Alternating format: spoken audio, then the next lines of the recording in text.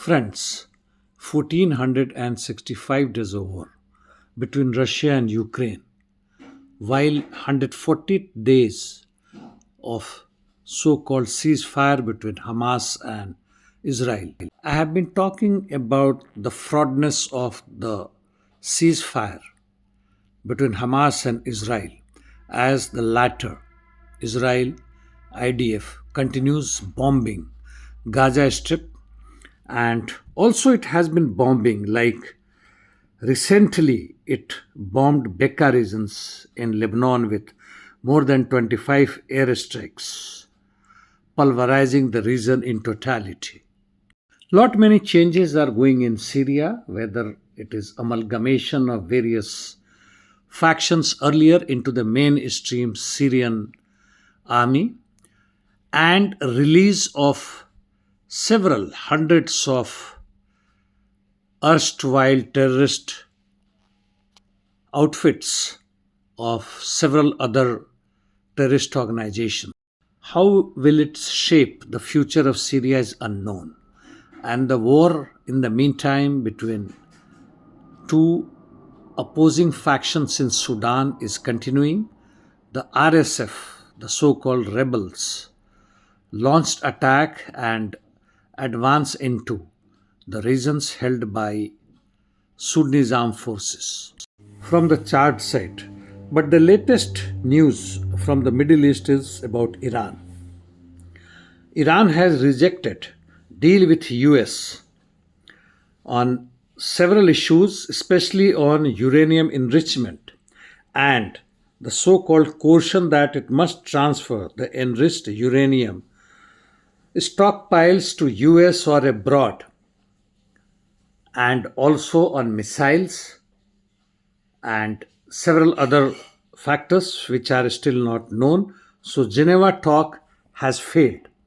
In the meantime, as per the reports, US is ready to strike Iran with full force, which has been the keen and strong desire of the Zionist regime Israel. They never wanted peace to take place.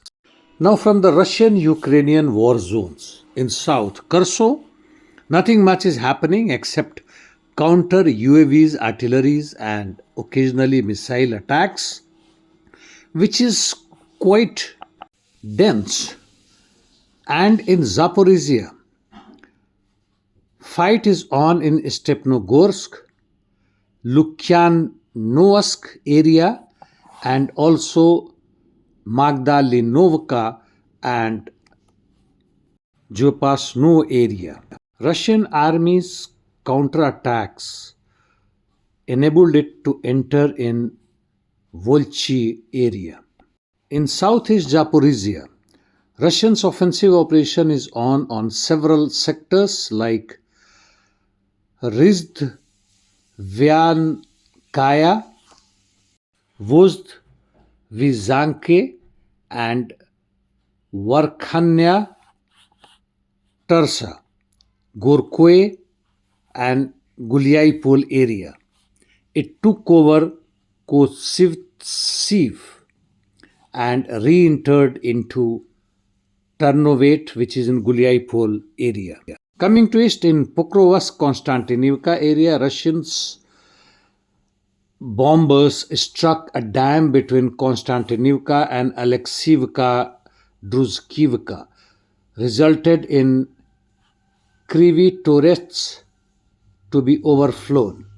They also advanced southern forest areas in Santurynivka district in southern part of Konstantinivka. In the meantime, in western Pokrovsk and on the border with Dnipropetrovsk, Russians advance south of Novopidorodne. Fight is on in the center of Grishny. Now we come to northeast in Lyman directions. Russians advancing in forest belt south of Lyman and towards Stary Karvar and Brusivka. As far as Kupiansk is concerned, positional battle is on. Russians are able to hold further advance of Ukrainians. In Kharkov North, Volchansk area, Russians took over Grafskoye and advance in southern direction along Siversky Donetsk River. Sumy, as before, Russians continue advancing in Krasnopolsky and Glushovki area about 3 to 400 meters per day. Heavy interdiction missions continuing from both the sides. Ukrainians attacked Smolensky region with drones, Tatarstan, Crimea, while Russians hit gas transport infrastructure in Chernihiv region and 750 kilowatt substation in Kiev and other regions. Yesterday, exchange of bodies took place between the two countries. Russians received 35 of their soldiers' dead body, while Ukrainians received 1,000. So far, since this started in 2025, Russians have received 512 dead bodies, while Ukrainians received 18,000 dead bodies of their soldiers. This could be extrapolated to guess the number of deaths of the soldiers both the sides. It seems naturally that Ukrainians have lost much more than what they are claiming to be compared to Russians. Now from Latin America.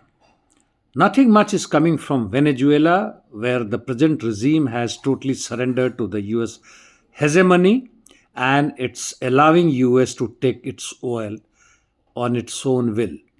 Cuban border guards, which intercepted a speedboat registered in Florida and had killed 4 of their crews, wounded another 6 after they opened fire on Cuban guard post once they approached to the boat for